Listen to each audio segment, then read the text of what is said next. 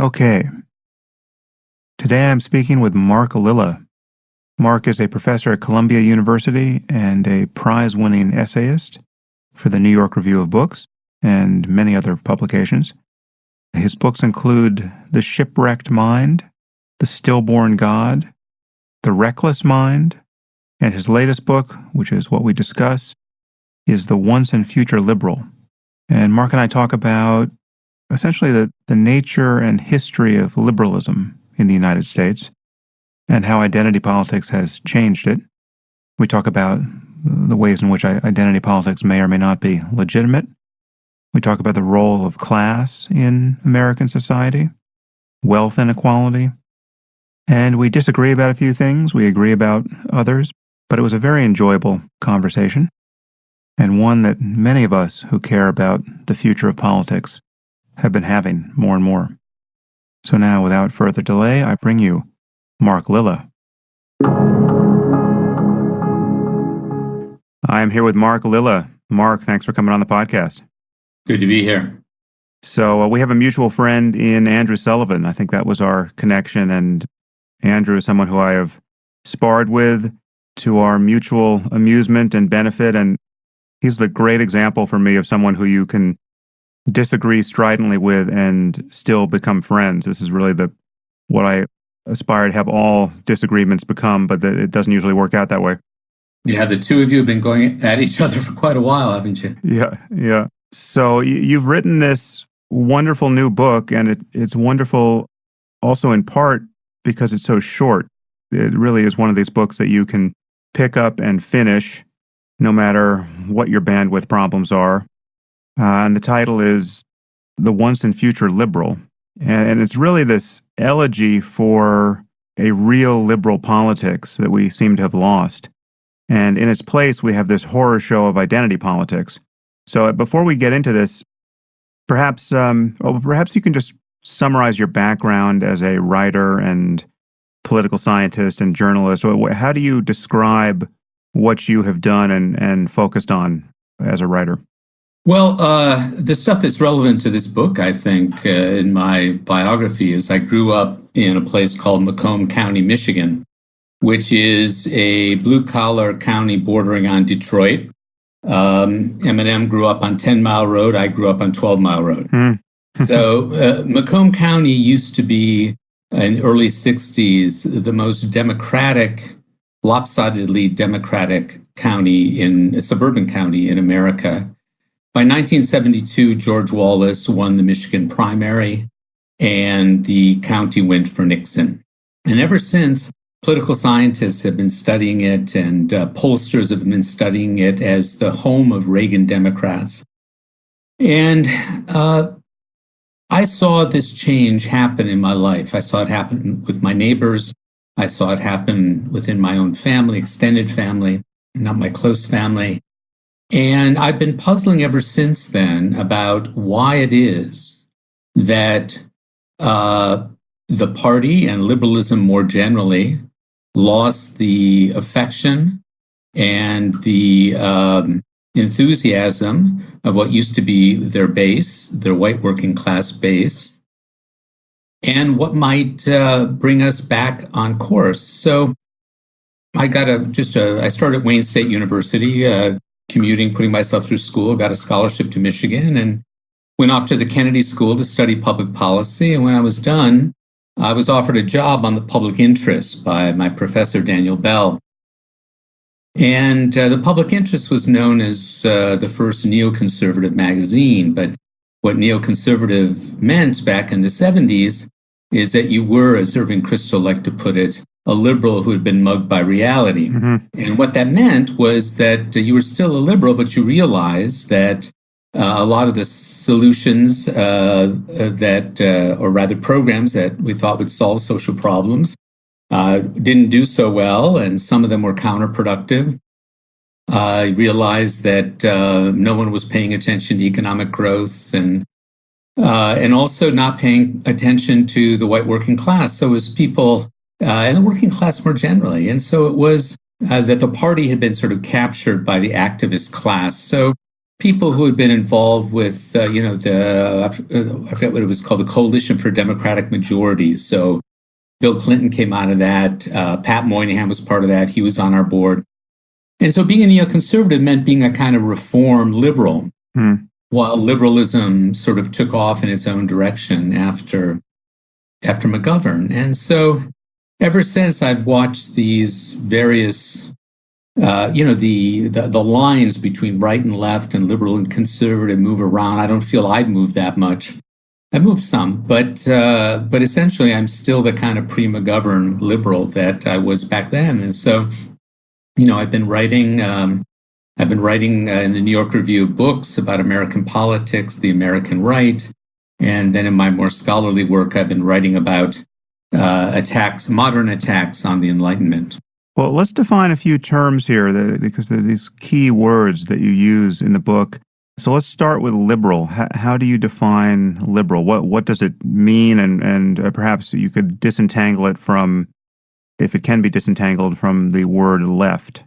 Well, I think we have to talk about those two terms in the American context. The word liberal means something else in England. It means something very different on the continent, where it essentially means just radical free market views. American liberalism was always, I think, founded on or developed around two fundamental principles from the progressives through the New Deal. And the first was social solidarity, that we stuck together, that the Hoover Republicans were happy to let people fall off by the side of the road. And the other is that there should be equal protection under the law. And so those two principles were the principles that liberals professed. They didn't always live up to those principles when it came to practice. And then I think what was added on to that was liberal anti-communism, and no illusions about Marxism and especially communism as both in theory and in practice. And so there was a kind of liberal anti-communist consensus, certainly, that continued from the New Deal down into the 1980s. And the left, I suppose you could say, includes some of those liberals, but there are people on the left who, while they accept some of those two principles of solidarity and equal protection, have always had a soft spot, if not for communism, then for Marxism, for movement politics, for radical movements seeking some sort of imaginary change, in my view. And so, on the left, I would say there were the sober people who were the liberals, and then everyone else. And what about the term progressive? Well, the word progressive, originally was sort of the foundation of liberalism, but progressivism was also very patriotic. It's very interesting now to return to the writings of Teddy Roosevelt and to read his attacks on monopoly and his fight for protecting American workers, which was wrapped up with a kind of optimism about the country and the experiment that it is, and a defense of America as a nation and as one nation, without denying the this kind of social diversity that we have. He believed in a kind of unifying citizenship, and people who call themselves progressive have held on to the economic message, but they've lost that sense of the nation, and that's what I'm trying to bring back in my book. Yeah, you describe a time when liberals could salute the flag without embarrassment. And I must say that is a time before my time, or certainly before any time I can remember. Liberalism, at least in my experience, has always been associated with a kind of cynical distance from anything that could be called patriotism without any kind of self-consciousness. And I'm wondering when that happened. I mean, is this what Watergate in Vietnam did to liberalism?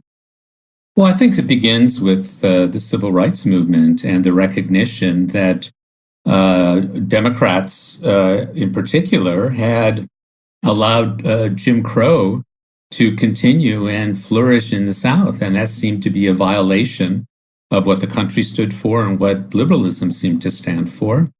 And then, of course, Watergate, I think, was less important than Vietnam, which really broke the contract between the American government and the American people. I saw this quite intimately where I grew up. A lot of kids served in Vietnam. And I had a paper route, and in the afternoons, I'd drive by at dusk, and I would see these stars in the window. Now, do you know what a star in the window used to be? No. Well, it used to be that if you had a child in the military, that the Army or whatever the service was would send you a little flag with a star on it. And what people would do, they'd hang them in the window with a kind of Christmas light around it so you could see that they had someone there. And the flags came in two colors. There was one color if your child was alive, and there was another one if he or she had died there. And so you could just drive by, I drove by on my bike and I would just see all these lights in the two colors and know when it was that someone lost somebody. And I was an altar boy. I served at funerals of families that lost their sons. And those people felt, on the one hand, betrayed by the government because it was clear that their sons were dying to no purpose. But they had even deeper anger at the elite class of journalists and writers and activists and kids on campus who were spitting on the flag that they had just used to drape the coffins of their sons. And I saw that happen before my eyes.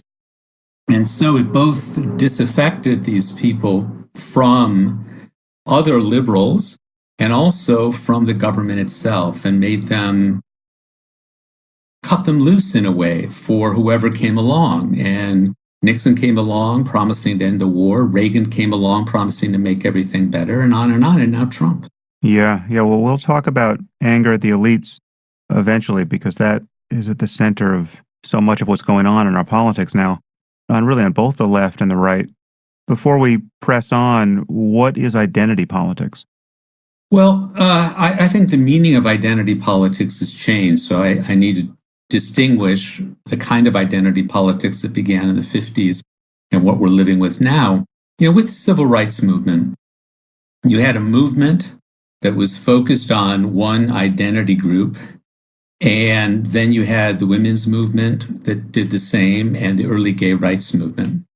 And those identity movements, in a sense, weren't about identity. They were about groups, but they weren't so much about the inner experience of an identity. Rather, they were about making America fulfill its promise to make everyone an equal citizen. And so those movements were really about enfranchisement, that you say we're citizens and we're not full citizens. And so that is very consistent, to my mind, with the older liberal tradition. But then what happened in the 80s and on is that people who were wrapped up in the politics of these movements became very self-referential. And for them, an identity was not something that bound people together and to the country, but rather it became a kind of way of reflecting on difference. And a lot of social movements broke apart on the basis of identity resentments. And so the New Left broke apart for all kinds of reasons, but one of them is that African Americans complained that they weren't part of the leadership, which is true. Women complained that they weren't part of the leadership, which was true. Lesbians complained that feminists were normalizing heterosexuality, which was also true. And so the united front of the left broke down over these identity issues. And then what happened is that there was a retreat to the universities.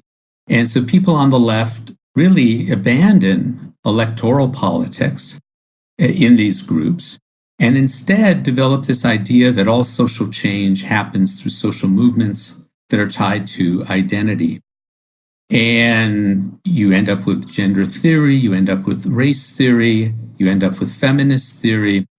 And you end up now with maybe 3 generations of young people, liberal elites, who've been brought up in the university to think about politics in terms of group and their own individual identities, rather than of the common good and a message that might bind us together as a nation. Yeah, you have a nice passage here on what happened to the New Left. And I'm quoting you. The New Left was torn apart by all the intellectual and personal dynamics that plague every left, plus a new one, identity. Racial divisions were quick to develop. Blacks complained that most leaders were white, which was true. Feminists complained that most all were men, which was also true. Soon black women were complaining both about the sexism of radical black men and the implicit racism of white feminists, who themselves were being criticized by lesbians for presuming the naturalness of the heterosexual family. What all these groups wanted from politics was more than social justice and an end to the war, though they did want that. They also wanted there to be no space between what they felt inside and what they did out in the world. They wanted to feel at one with the political movements that mirrored how they understood and defined themselves as individuals. And I love that. I mean, that picture of fragmentation seems exactly what has happened. And you have this, what has been described as the oppression Olympics, where there's an economy of victimhood where certain identities trump others. And if you are a black lesbian, you're somewhere near the apex of grievance, and therefore more or less anything you say is undeniable by someone who doesn't share your identity. If you're black, lesbian, Muslim, well then, better yet. So I've been paying a little attention to the reception of that your book has gotten, and I noticed, for instance, the review in the New York Times, which had to be annoying to you. It was annoying to me. I hadn't even read your book, and it was obvious that review was silly and unfair. And then I also saw the interview you did with David Remnick in The New Yorker, and he seemed, again, desperate to shore up some concept of identity politics. What has been your experience thus far in making your case post-publication, and why do you think people are not readily seeing what is wrong with identity politics, both politically as a matter of just political pragmatics, but also intellectually and morally? Well, I think one of the reasons, there are 2 reasons, I think. One of the reasons is that identity politics has really become an evangelical project, and or it has all the markings of American revivalist religion.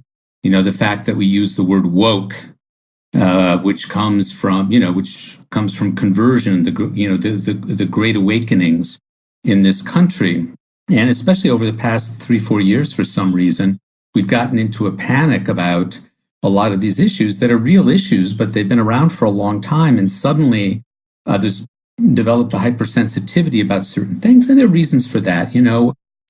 What's happened with African Americans and the police and various other things, Charlottesville. There are reasons for that, but it's also become dogmatic in the sense that it's not that people want you to agree with them or even just to work with you. They want you to believe. They want you to accept their version of American history, their critique of American society, their particular critique of the police. And while you may agree with some of those things, what you look for in politics is kind of common ground, what you can agree on, like police mistreatment of African American motorists, for example, and you can work on that together. So, they become people who won't take yes for an answer, I think, often. But the other thing is, I have felt in the reaction to the book that I put my finger on a real nerve or a sore spot. And that is that I keep saying in interviews, as I say in the book, that protecting minority groups is what we do as liberals. That's what we're about. You cannot protect anyone if you don't hold institutional power. Institutional power in this country is not just held in the presidency, it's held in the courts, Congress, and especially at the state and local level. If you are not competitive at the state and local level or the congressional level, you cannot protect anybody. Now, the only way to be successful at those levels is to have a message that reaches beyond your identity group. Therefore, if you want to actually protect African Americans, gays and lesbians just walking down the street holding hands, women who are being paid less than men, you need to hold power. And you have to find a new message, not one based on yourself and your feelings and your identity, but a message about certain principles that you hold and that inform your political commitments, but that other people can also hold. And so these big themes of solidarity and equal protection, I think, just as principles, most Americans hold to if you just ask them. But then once you get down to cases, then you're going to have disagreements and you can persuade people. But if you say to someone, you must understand me, but you cannot understand me because of who you are, you completely hermetically sealed yourself and you're unable to persuade anyone else. And so your politics become expressive and you fall in love with noble defeats. You become a bully too. I mean, that is what is left for you to do by way of persuasion, because a reason has failed there, is to just bully people with, in this case, the threat of being called a racist. It's interesting. What you just said strikes me as a fairly complete recapitulation of what I recall Hillary Clinton saying when confronted by some Black Lives Matter people at one of her events. Yeah, I mentioned it briefly in the book, and I forget if it was at that time or not, but they weren't letting her speak. They had adopted these Mau Mau tactics of breaking into meetings, not letting people speak. And I forget if it was then or another time when Hillary Clinton pointed out that Martin Luther King would not have achieved his goals were it not for the practical politician LBJ, who was willing to cut deals with Dixiecrats, and to make the civil rights legislation happen, the Great Society programs. Movements alone cannot achieve anything, and institutional politics can always trump what movements have achieved. I mean, look what's happening at the state and local government in this country. The Democratic Party and feminist groups fought for a constitutional right for a woman to get an abortion. That was achieved. But in large parts of this country, a woman de facto cannot get an abortion. That is not because we haven't marched enough. It isn't because we haven't had enough court cases. It's because Democrats and liberals do not hold power at the state and local level, where in subtle and not so subtle ways, it's become impossible for people to run clinics where a woman can get an abortion. And they also feel under a threat of violence. And the only way to change that, the only way to make that right actual, is to go out to the South and the Southwest and find a way to convince those people to come over to your side. There's no other way. You got to get out of your bubble. You got to get out from behind your laptop, and you've got to go and meet people and talk to them just to reach your ends, not because you need to genuflect to the white working class or Joe Sixpack as if he's some sort of special figure. To achieve what you want to achieve, you've got to get out there. Now, you have argued that, I think you say this in your book, perhaps this was just in an interview, but I believe you've argued that there's an asymmetry here between the right and the left. There's an identity politics of the right as well, but where identity politics is a losing strategy for liberals, it isn't necessarily a losing strategy on the right. That's right. I mean, it's hard to know what to say about this subject at this moment, because 10 years ago, when researchers would ask white people in surveys, how important is your white identity, and you feel whites are being discriminated against, you get maybe 5%. Now the figures are up over 25%. And why is that? Well, it's not that people have always felt that way. Rather, we have a right-wing media almost monopoly on news in parts of this country that have been able to play this up. And they've been able to play it up in part because we on the liberal side keep talking about identity. That's not to say that identity politics creates racism. It is to say that it can make it more salient at different moments. And, the rise of this white consciousness, it's tied to all sorts of things, including social changes that have happened in the country, economic changes, the rise of a Black middle class, the fact that, women are in the workplace, and also the growth of a non-working white male population. So we're in a funny moment right now, but in this moment, at least, it's certainly clear, and Steve Bannon said this himself, that the more we talk about difference and engage in sort of campus opera buffa, the more we help recruit people to the other side to say we have an identity too. Breitbart ran an article about my book saying we've been saying this stuff for years and it's been working for us. And Steve Bannon said that in his famous interview with Bob Kuttner that got him fired. He said, keep talking about that issues. It's working for me, man. Just keep talking about them. Yeah. And on one level, it's just, if you're going to practice identity politics, you shouldn't be surprised when white people eventually practice identity politics of their own. But is it a consequence of the fact that whites are still a majority in the country, that the identity aspect of it doesn't prove to be a liability in the same way? I mean, to give you just a little more material here, I wanted to read another passage which points up, again, I don't know if this is the same asymmetry, but it certainly is an asymmetry, where you talk about how the web pages of the two parties differ. And you talk about, on the Republican site at the time you wrote this, there was essentially a white paper titled Principles for American Renewal. And it was just a statement of positions of the party and just a vision for, where the party wanted to take the country. And then you said on the Democratic website, there was no such document.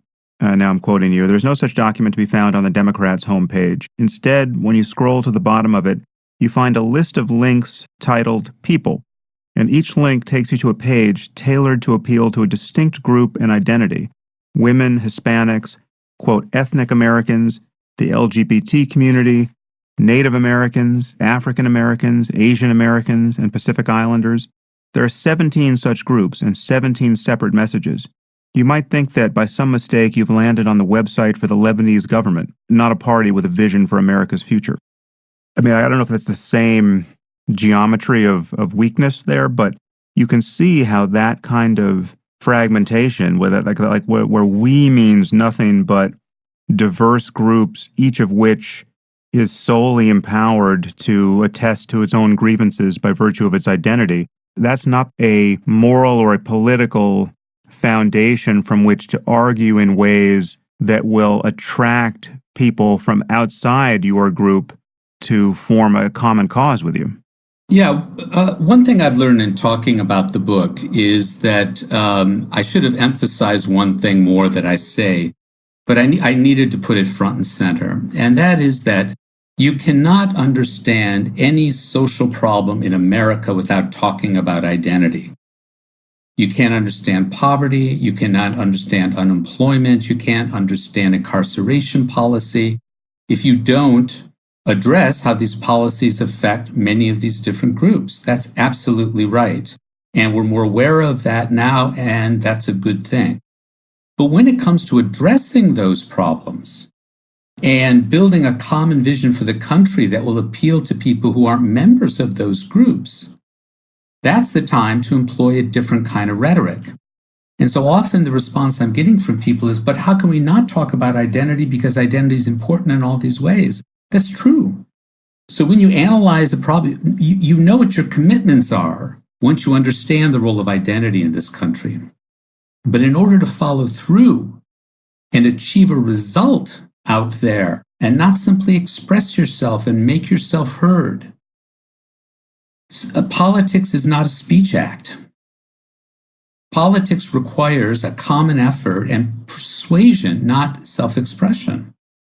And so it requires a kind of double-mindedness, I would say now, about identity, recognizing it to understand the country, speaking in a different way in order to try to do something about it. I guess I'm going to sound more skeptical of identity than you do, at least in this moment. I mean, again, I hear you arguing that it's politically imprudent to emphasize identity as a matter of moving forward, but I just actually think that for most of the problems, and certainly for every problem where identity isn't actually the relevant variable, it represents a moral and intellectual error to be speaking in terms of identity. So I'm thinking of what the writer and philosopher Rebecca Goldstein recently said. She said, to the extent that we're rational, we share the same identity. That really gets at the heart of what my concern is with identity politics. It's that, I mean, that is what it is to be rational. Rationality is how we fuse our cognitive horizons with strangers who are capable of reasoning in the same way based on the same evidence. And so, by that measure, identity politics is a failure of rationality. And so, I meant to give you an example that will make this clear.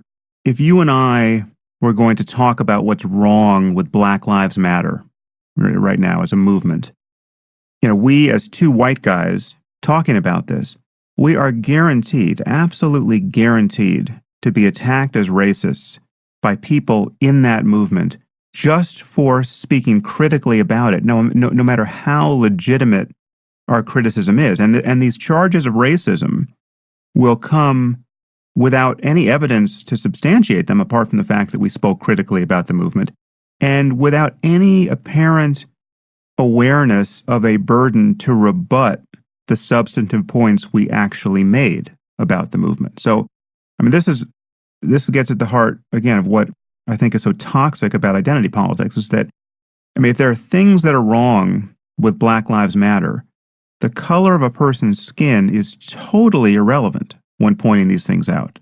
And the core of Black Lives Matter seems to be not understanding that fact. And obviously, I'm not saying that a person's life experience doesn't reveal certain problems to him or conceal others from him. And this is a point you make in the book, and this is a point I've made on this podcast. A white guy like me or you can't claim to know what it's like to be a Black man driving a car and being pulled over by the cops and searched without due cause. If it's not an experience we've had, there's something we're missing there. But I would argue we're not missing the important piece when actually talking about injustice in our society. And if you're going to argue, I'm not saying you, but if one is going to argue that the core problems of justice and fairness and equality can't be argued for in a way that transcends race, it just strikes me as manifestly untrue and also totally counterproductive for the people who need those arguments most right now. Well, here we're going to have an interesting disagreement, actually. Cool. So this will be fun. To begin with, I think it's true that a lot of our problems that we face right now have nothing to do with identity. I mean, the problem of monopoly in this country, I fail to see, or dealing with North Korea or environmental problems, I fail to see the identity angle to all of those. There are all sorts of issues that we can talk about. But it's true that Americans right now are overly identity conscious, I would say, and have an idea of sociological categories. I find out which box you go in, and that's your identity, and so I know what you're going to say and what you believe. That's all right. But on the other hand, it's important to identify with something in order to motivate action and to build solidarity. I do not jump into the water to save my drowning mother rather than someone else who's there drowning because I have a rational argument. I do it because I have a feeling.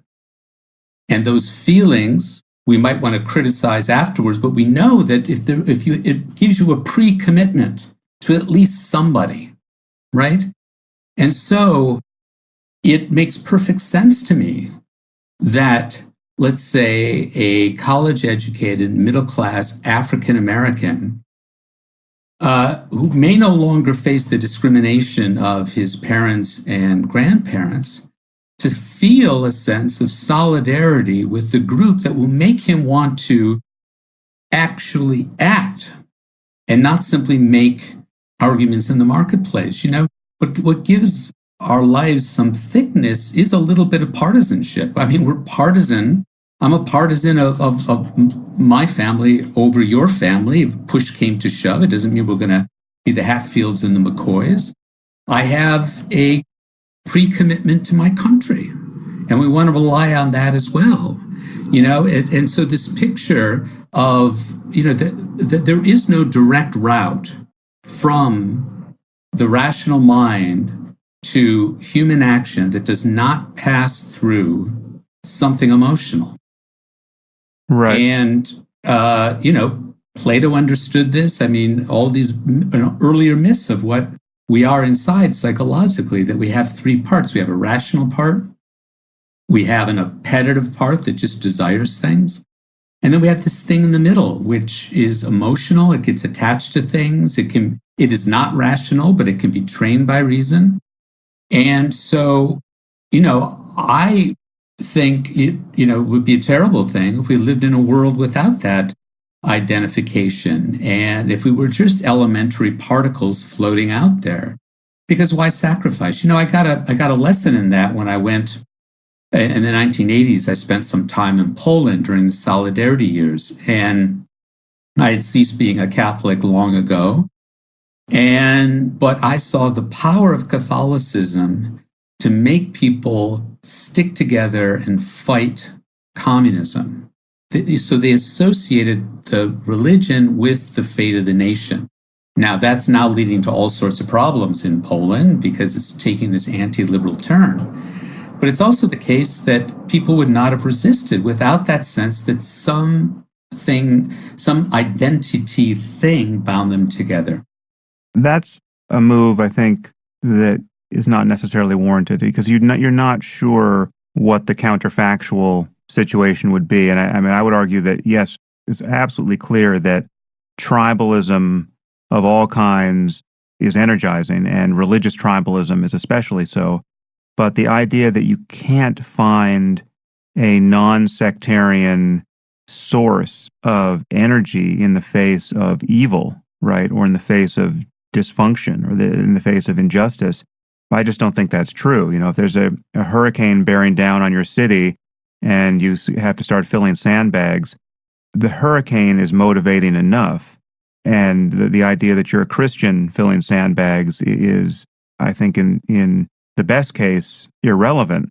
I'll grant you that descriptively, identity has been an enormous source of energy, you know, moral and otherwise, for people. But it then does take the turn that you just described in Poland, whereas it becomes a basis of, you know, its own form of intolerance and anti-liberalism. And so just to roll back to what you said initially on this topic, if I have to pick a side, I'm on the side of someone who's making sense, right? And the moment a person of my religion or my skin color or my political party stops making sense, I'm on the side of the person of whatever skin color or whatever religion or whatever political party who points that out, because error is the problem. You know, dishonesty is the problem. Confirmation bias is the problem. Delusion is the problem. And I just see pegging anything of real substance to identity is a kind of anchor to delusion, or is a kind of machinery for producing delusion, or at least self-deception in the future, in the most benign case. And I think the analogy you drew to saving your drowning mother as opposed to my drowning mother, I mean, those are the kinds of examples that while understandable, I mean, you would think there's something wrong with you if you were, as someone like the Dalai Lama professes to be, indifferent to who you save because all beings are equally ends in themselves. There's something about that ethics that we can't totally embrace and feel good about ourselves, at least most of us. But those are precisely the cases of bias that can't be mapped on to society at large, and we constantly correct for them with our institutions and our laws, and we feel, not only do we feel good about doing that, we see that's the only way to go. So, I mean, the example I've given on this topic before, when I've spoken about the ethics here, is that obviously I'm partial to my child and most concerned about my child's health. And, there's lots of sick children in the world who I don't spend much time thinking about. But the moment my child gets sick, it consumes my day. So when I show up at the hospital with my child and something's really wrong, I want to be seen as quickly as possible. But I don't actually want a hospital that is unfair. I want some process of triage going on in a hospital that I know will occasionally work to my disadvantage and the disadvantage of my child. But I just know that given everyone's competing interests and given the fact that somebody richer than me is going to show up at the hospital sometime when I'm there, a fair system is the only system that is in fact ethical. And I think that gets us out of identity the moment you have to map it on to society at large. Well, it seems to me you're leaving out really human imperfection and the imperfection of institutions. Most hospitals, it's not a question of them having their ideas wrong about who should be treated. It's that they don't have enough resources. They don't have enough time. And if you're in an emergency room, I've spent a lot of time in emergency rooms with family members that I've had to defend. You'd better be an advocate, right? Because you're in a you might say non-optimal ethical situation, and all of life is non-optimal. And so, but let's just focus on that a little bit more, because if I'm in the emergency room with my daughter who's been injured. Let's say she's got a broken arm or what I think is a broken arm, and I see the circumstance exactly as you describe, which is one of limitation and imperfection, and therefore triage. And I'm, obviously incredibly impatient to get my daughter seen. She's extremely uncomfortable.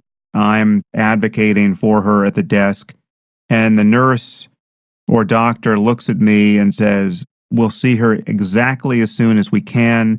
This patient over here is before you, and this patient is going into cardiac arrest," right? That is an argument. The answer to that from me, if I'm an ethical, sane human being, isn't "fuck you, my daughter is the most important child on earth." But what if there are two children? They can only have one child. In terms of triage, there's no difference between the two of them. You're not going to advocate for your child?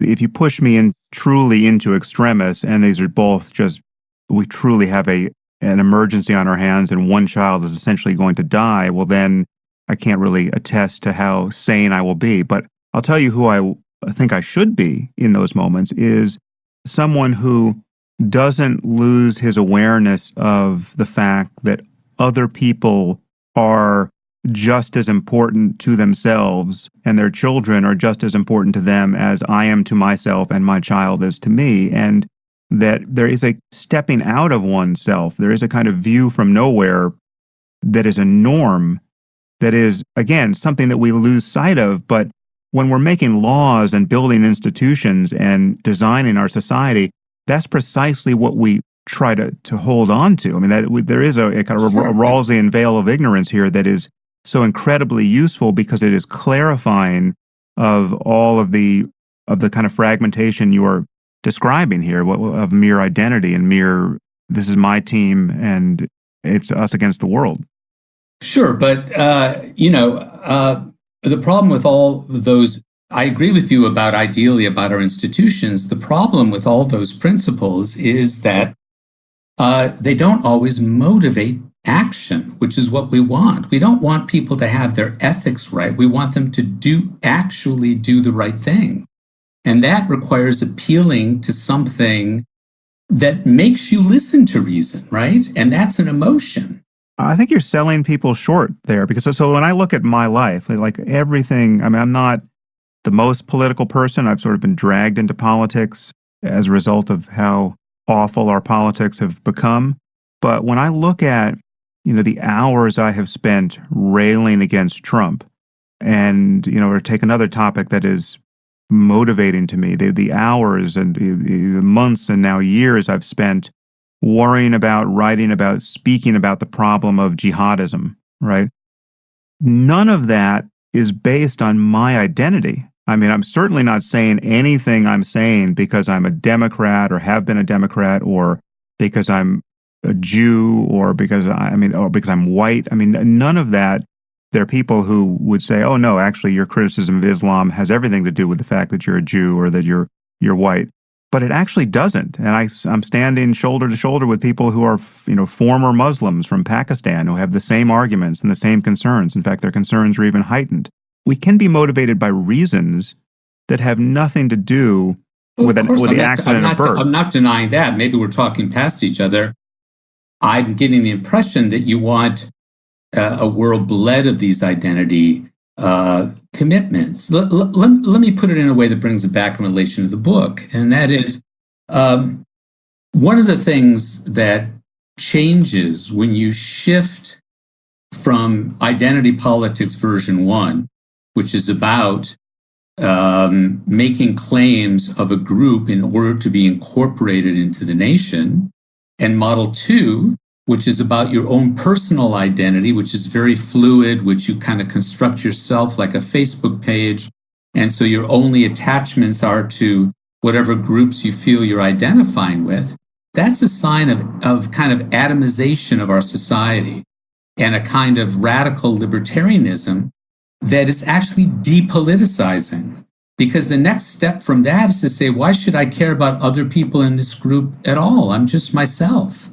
It doesn't motivate you to get out there. And I would imagine that one reason you got motivated about radical Islam is because this country got attacked. And I imagine that the Muslims that you talk to are sympathetic to your point of view about radical Islam, are worried about their countries and their faith, right? These are emotional attachments we have. And the more atomized we become, whether it goes from the nation to a group, to me as an individual and my special little identity within, the less we get together to do something. And so, at the end of the second chapter of the book, I say there's an odd overlap between Reaganite individualism that said, is everyone for himself in the market, and a kind of identity individualism that says, I construct my own identity. I have no pre-attachments to any group, or certainly not to my country, so that identity politics becomes a kind of Reaganism for lefties. I think that's right. Well, let's bring in another variable here that we haven't spoken about. And you mention in your book fairly briefly, and I think you do say that it doesn't actually play the role one would expect it would play, and that's the variable of class.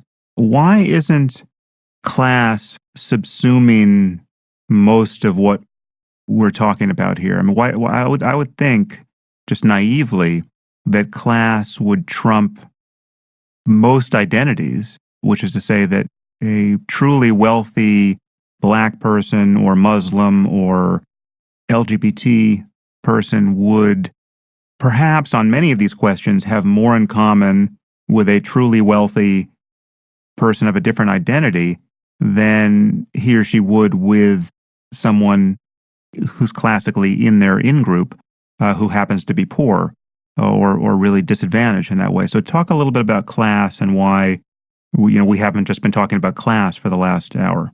Yeah, no, that's the right question.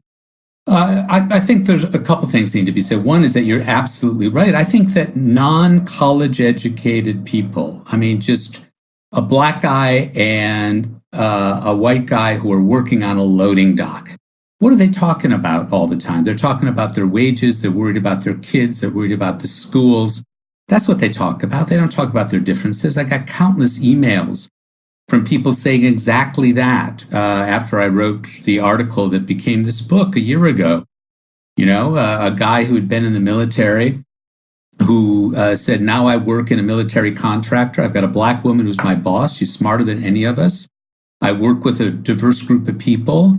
We belong to the same bowling team. And after we bowl, we go out and we talk about economic problems and worrying about our kids in this world and whether they're going to get ahead. So if we actually talk more about those things, I think we would have a better chance of pulling people together. So why don't we? Which is your question. I think part of it is we've become a less mobile country economically. I mean, on indexes of economic mobility, the United States after World War II ranked very, very high compared to Europe and Asia. Now we're getting down to average or below. And so people who go into, young people go into college today are far more likely to have had professional educated parents and even grandparents, and they've never really experienced other people's lives and seen how important economic matters are. There are two things they don't get. They don't get how important religion is to people, and they don't understand how much class matters out there. And so instead, they're taught to focus on identity as the big difference in life and in American society when it isn't at all. And so Marxism fell out of favor for all sorts of reasons having to do with Marxism, but also I think with the increasing libertarianism and individualism of our society. And so, class solidarity was the product on the left, was a product of both a common experience, but also a common set of ideas that made sense or seemed to make sense of that idea. And now, liberals who matter in the talking classes, whether it's people who are in universities or in the press or in publishing houses or in law firms or in Washington, never experience, or rather don't experience class differences and haven't experienced sort of a upward mobility to the degree that an earlier generation of Americans did. Yeah. This part of the conversation is reminding me of the conversation I had with Charles Murray. And I'm sure you're familiar with his thesis of just how... I listened to that podcast. Yeah, it was very interesting. My recognition of what a bubble I live in was made salient to me when I thought about the fact that Christopher Hitchens was the last person I knew on earth who smoked cigarettes. And I really can't say that with a straight face. That's where I am with respect to that variable, and that, as you know, segregates with so many other things. It seems to me that it's not only liberal elites or the chattering classes who are out of touch with the importance of class. It's also the underclass that's out of touch with the importance of class in some way. And I see this in the fact that Trump managed to get elected. I mean, how is it that people who, for the most part, aren't especially well educated or well off, saw this boy king in his gilded palace and recognized in him somebody who was just like them and a champion of their interests? Yeah, well, that's one of the oldest questions in, understanding America, right? Venda Zombat back in the 1920s wrote a book called Why Is There No Socialism in America? Because you had this working class and they didn't seem to be aware of it. And so socialists and Marxists for years tried to raise class consciousness, and they had some success. But part of the problem is that the rhetoric of class that comes from Europe doesn't match onto American experience in the same way. This is a country with bourgeois aspirations, even in the working classes. And you also have an elite that up until recently was not a hereditary elite, which is what Charles talks about in his book, but is becoming increasingly so. And so Charles points out in the book that it used to be that American presidents sort of ate and drank alcohol the way most Americans did. They had canned peas, and they had a little alcohol and no wine with dinner, and they watched a Western at night on TV or at the movies. And our society is, broken up, where there's a class and a social divide there that's big. But I don't think one needs to talk about class as class so much to talk about privilege. Americans don't like certain privileges, and they interpret them in a funny way, So here is Trump, who is what he is, fabulously wealthy, and as people keep saying, he's a poor man's idea of a rich man. He passes. Barack Obama and Hillary Clinton push all the wrong buttons, right? Even though they care more about and have thought more concretely about working people than Donald Trump ever has. It has to do with the way they dress, the way they talk, the fact that one's African American, the other is a woman. But, they're not in the comfort zone. It's very interesting. I lived in France for a number of years, and it was very striking to me that every time a male French politician goes out to give a speech, he puts on his jacket and he tightens his tie and goes out and gives it, no matter where he is. When an American male politician goes out, he takes off his jacket, he loosens his tie, and he rolls up his sleeves, because we have to give a sense here that we're regular people, right? So, the way in which class works and the symbols work, the sort of democratic norms, the way that we circumvent those norms and develop classes, it's just a very complicated question. But if we talk about privilege, that there's a privileged class that's screwing you, which Bernie talked about, then that will have some resonance. Yeah, I guess there's another aspect to it, I think, which is aspirational, and this is to some degree uniquely American, where no matter what class someone is, or how far to the wrong end of the tail of the bell curve they are economically, there's this sense that their lottery ticket might always come in, right? And so I was given a glimpse of this when I once wrote, I think it was in 2010, I wrote a couple of articles about just worrying about wealth inequality. And I got an immense amount of hate mail from people who clearly were not billionaires, or they're not people who, basically I had, I said at some point, there's a certain level of wealth inequality that is clearly non-functional, for our society. We do not want to live in a world where there are trillionaires just living in compounds ringed with razor wire, and then everyone else is, they've got people starving on the sidewalk outside their walls. So if you grant that, at some point you have to want to redistribute some of this wealth. The billionaires need customers, right? And they need educated customers, and so even if it's just self-interest alone, if you're someone like Steve Ballmer, I think, who I was talking about at Microsoft, who had just put down at least $1 million to fight having any income tax at all in Washington, I said, at some point you have to recognize that you, as a fantastically rich person, benefit from being surrounded by happy, productive, creative people who are not immiserated by need at every moment. Even for only selfish reasons, you should want a reduction of the most extreme wealth inequality. And for making that argument, I just heard from people who were outraged. This was a kind of taboo that I had articulated. And these were people who clearly thought on some level that they were going to be the next billionaires, or I'm sure they would not frame it that way, but I can imagine there are people who look at Trump in a kind of aspirational way, which is, at some point my life may take that turn toward the gilded palace, and therefore I want to live in a system where you get to keep all your winnings without any self-consciousness, and you don't redistribute anything to my shiftless neighbor. Yeah, well, we've always had trouble with the language of redistribution, which is why I think we should never use the word politically. It's one thing to talk about disadvantage, not being given a chance. Americans vibrate to that.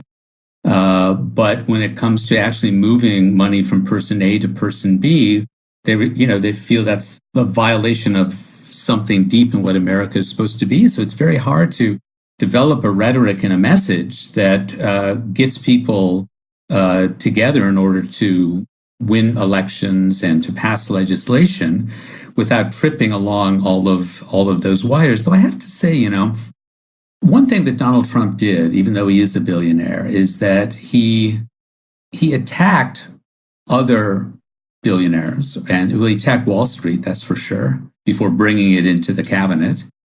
And he helped to bury, I think, the Reagan Party, the Reagan Republican Party, because he said it's not acceptable that our workers live like this. Now, no Republican had said that since 1980. I mean, workers were left to fend for themselves. And we were supposed to be against unions, right? That citizens are just roadkill. They're the tail of the distribution. Life is tough. Or they would say, don't worry about it. Tax cuts will solve everything. Well, there's not a single person in America left who believes that tax cuts will solve anything.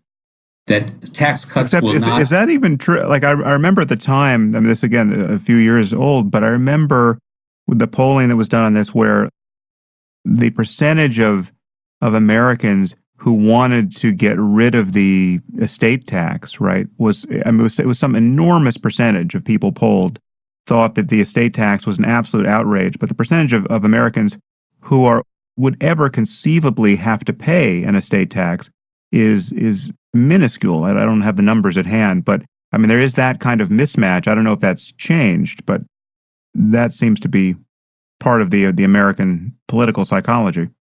Yeah, what they worry about, is something quite concrete for them, which is I was finally able to buy this house, thanks also to the government that gave me a tax deduction on the mortgage. And I just want to pass my house on to my kids. That's pretty much their biggest asset, right?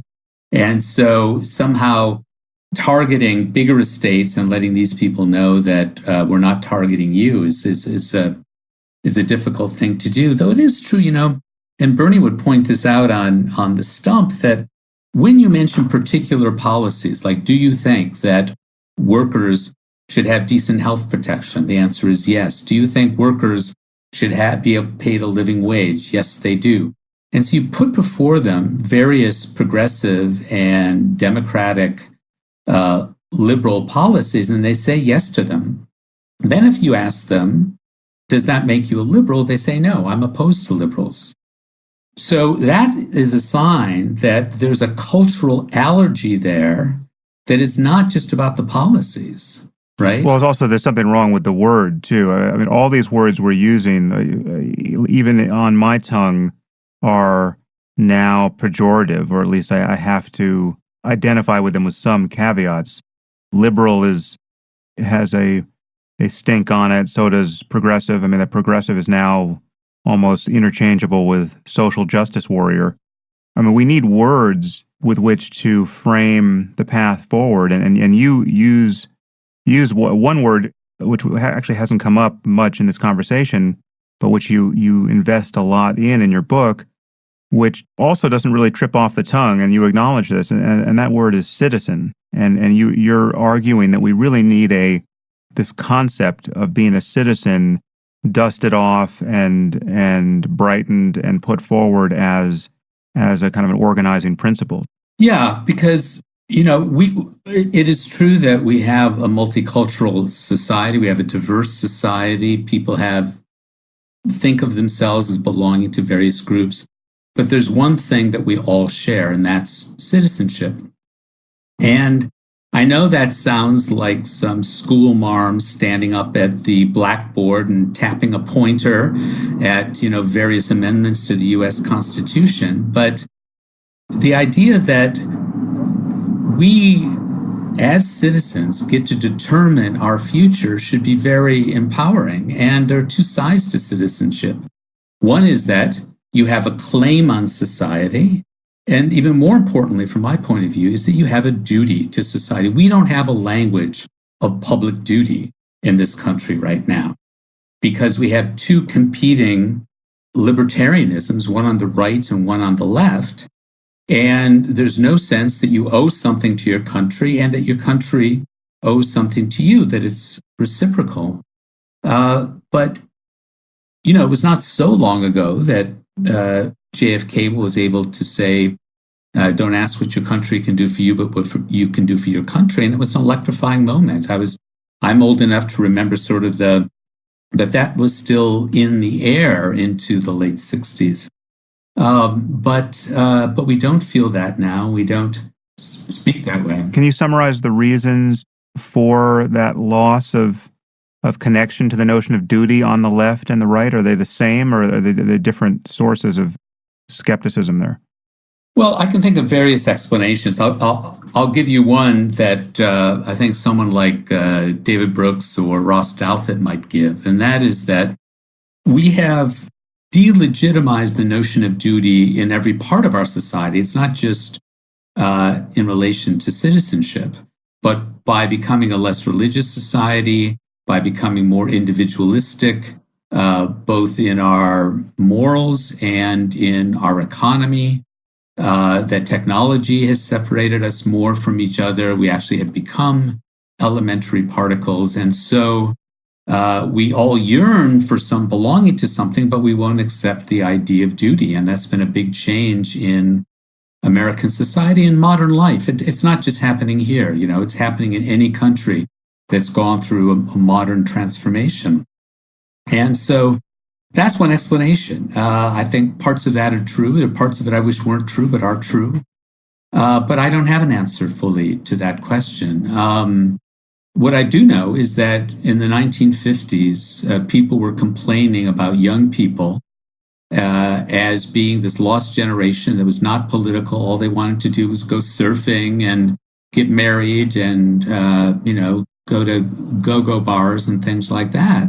And then Kennedy came along, and then 60s radicals came along, and suddenly there was a sense of common political purpose as citizens. So I have no idea. I just, at least I want to put it out there that a lot, we can't accomplish much if we don't feel. And it's a feeling. It's not a principle. It's not a moral principle. And that may be where we differ, a feeling that we owe things to others that's instilled in us at an early age. Yeah, well, I guess I wouldn't separate feeling from principle or reasoning even in quite the same way. I mean, I feel something very strongly when I see someone obviously not making sense, right? It's a doubt or a rejection of somebody's claims as obviously untrue feels a certain way to me, and and this is something I've spoken about on previous podcasts, but there's neuroscientific work, some of which I've done, which suggests that this separation between reason and emotion never made any sense and doesn't make any neuroanatomical sense. But I think actually there was one explanation. I don't think you discussed it in this context in your book, but this does seem relevant. In your book, you describe how one of the pathologies on the left that is either the cause or consequence of movement politics or identity politics is this notion that we basically have made no progress at all. In the Black community or in Black Lives Matter, it's the racial injustice is spoken about as though we are, 15 minutes past Jim Crow, and you can say the same for all these other identities. There's something about this notion that if you're not acknowledging any progress, if you can't say for whatever reason that we have made massive progress on race and gay rights and women's empowerment, well, then you're kind of disconnected from reality because obviously we have made significant progress there. But you also, this does seem to cancel this sense of duty to one society, because what you're saying is society has completely failed you, right? You're still in this state of emergency that has never changed and goes all the way back to, slavery or women's suffrage or gay men in the closet or whatever it is. And that's disempowering and kind of canceling of this sense of working collaboratively and profitably with society as it is. No, you're absolutely right. One thought I've had about this is that it has become very, and that's what I mean by the slightly hysterical tone now, and the kind of evangelical fervor that's out there. Is it seems people who are swept up into it seem really unwilling to admit how much progress we've made. We have a black middle class. We did not have that when I was younger. We almost, probably half the families in America have someone in the extended family who's come out as gay. And there's been acceptance of gay marriage. It's been an extraordinary moment in our history.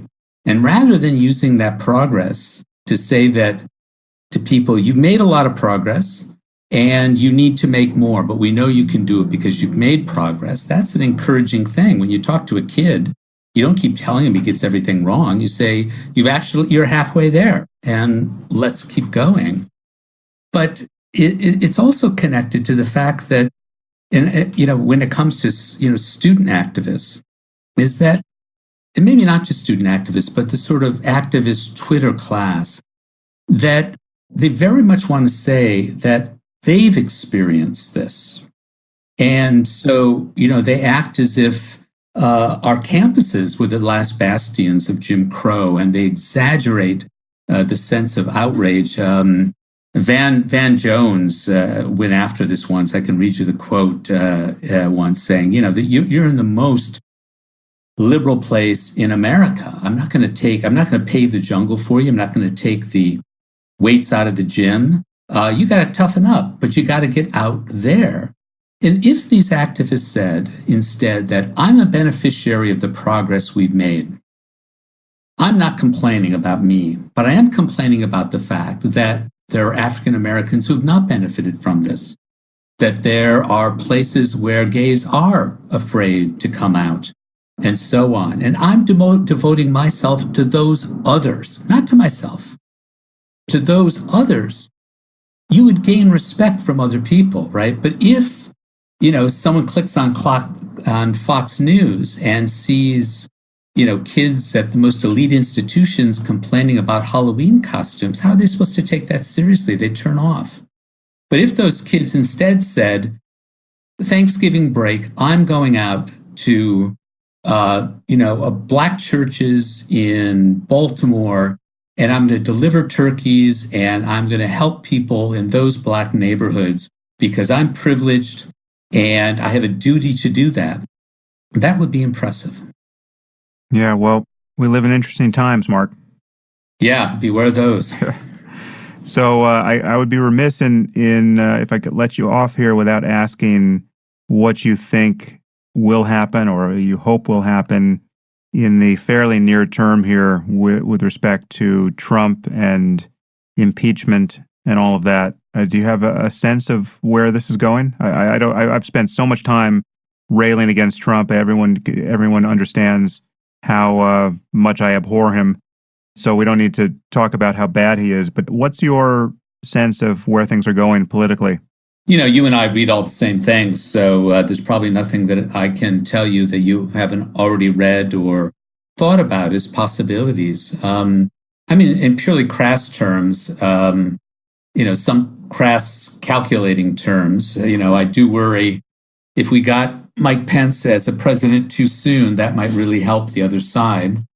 But that's a superficial thought.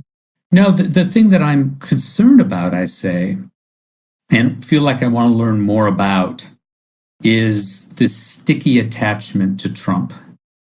And, that there has been a kind of extraordinary, I'm sure psychologists have a word for this, when you become fully identify, you cathect with the thing that is causing your problem, right? And so that you have a stake in someone who's dragging down the ship here. And people, I bought a lot of lemon cars in my life. And when you have a lemon, you got to know when to cut loose. And these people have bought a lemon. but they will not admit it, that they're invested in a way. There's something deep culturally going on there that needs to be explored and understood. And if we could unlock that, I think we could understand the country better. Yeah. Well, also there's this level of conspiracy thinking in everyone's information diet now, which it's very difficult to correct for, but it's clearly contaminating the way people think about just what is going on in Washington or anywhere else. Yeah, I don't know if you saw the excerpt from Kurt Anderson's new book that was published in The Atlantic about how America lost its mind, and he sort of sets it in historical perspective. It might be interesting to have on your show. Yeah, I think I'll be coming on. But going historically, and you realize this is nothing all that new in the country, is it's not a very cheerful book, I have to say. Yeah. More joy on the horizon. Well, listen, Mark, thank you. It's been great to talk to you, and it was great to agree and disagree, however subtly. I wish you the best with this book and the rest of your efforts, because you are making the right sounds at this point. Okay, see you on the barricades.